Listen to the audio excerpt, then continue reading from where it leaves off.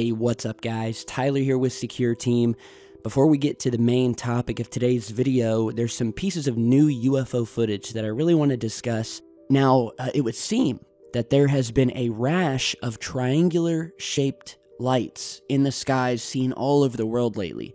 So here are two clips that were seen on separate days and at separate times in the UK. So check this first clip out.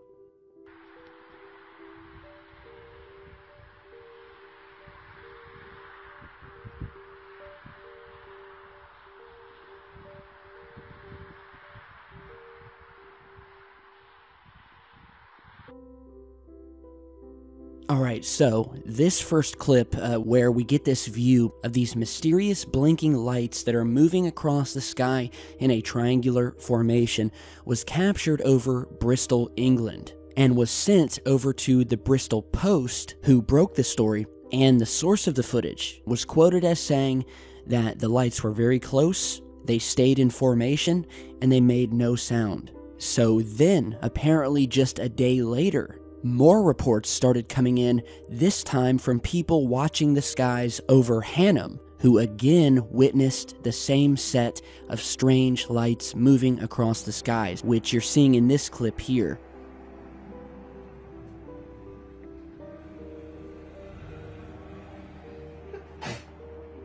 Bless you.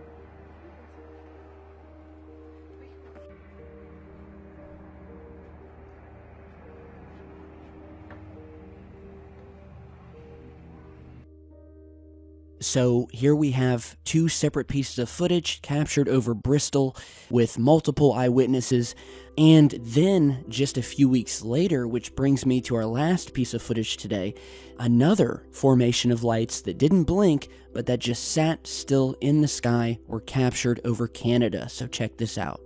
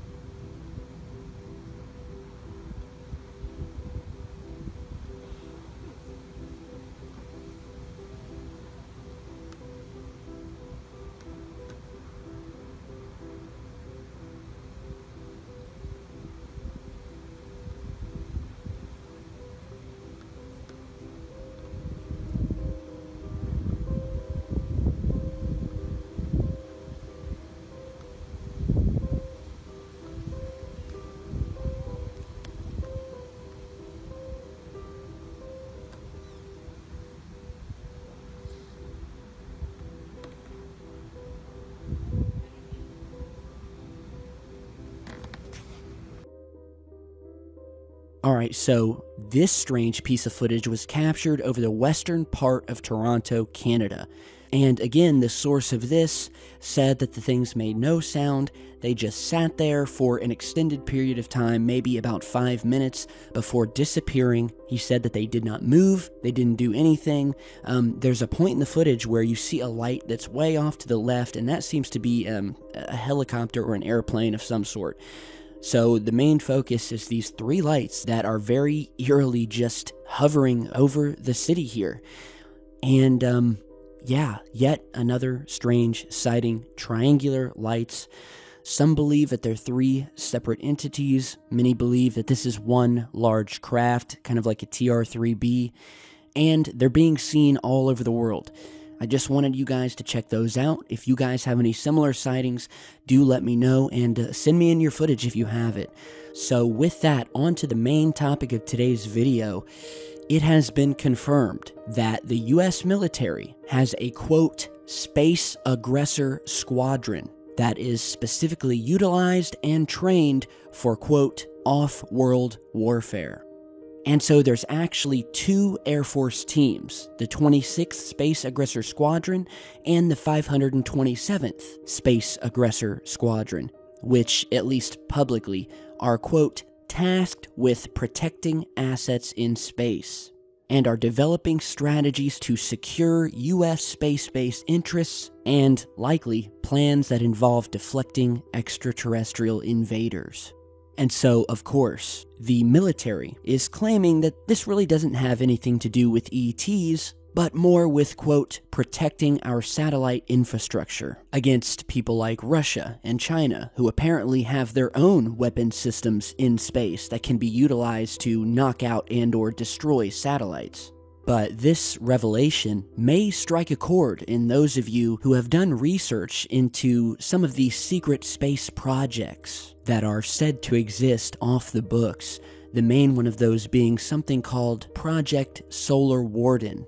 And for those of you who don't know, according to the Solar Warden theory, or those that have blown the whistle on this secretive project, there is a secret fleet of spaceships that keep a permanent presence in our solar system. Now, theories differ as to the purpose of this top secret fleet. Some believe that it patrols the outer reaches of space and defends us against any would-be alien attacks. Others believe that the project is being used to colonize parts of the solar system, possibly for the so-called elite.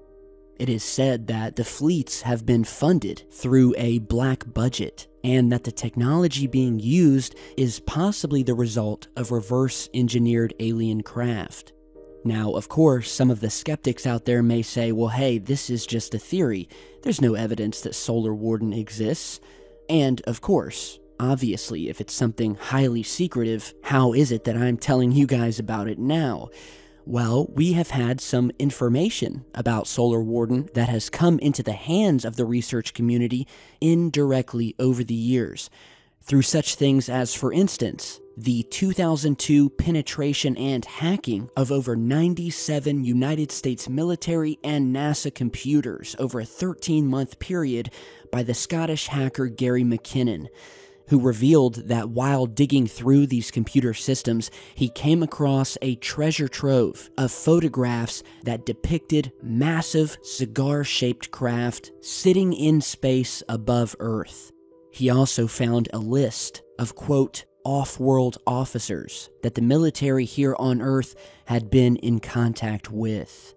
We also have the testimony by an alleged abductee and secret space whistleblower by the name of Corey Good, who claims to have been abducted by the military at the age of 6 and recruited into this secret space program. Lastly, we also have information that was gathered through a Freedom of Information Act back in 2011, after a journalist by the name of Darren Perks was trying to look into Solar Warden, and actually got a very strange response back from the Department of Defense. The substance of said email you can read here, which says, quote, "About an hour ago, I spoke to a NASA rep who confirmed this was their program and that it was terminated by the president. He also informed me that it was not a joint program with the DoD. The NASA rep informed me that you should be directed to the Johnson Space Center FOIA manager. I have ran your request through one of our space-related directorates, and I am waiting on one other division with the command to respond back to me. I will contact you once I have a response from the other division. Did NASA refer you to us?" And so what was learned that day was that Solar Warden, which was said to begin in 1980, was an actual program, but that it was, quote, terminated by the president.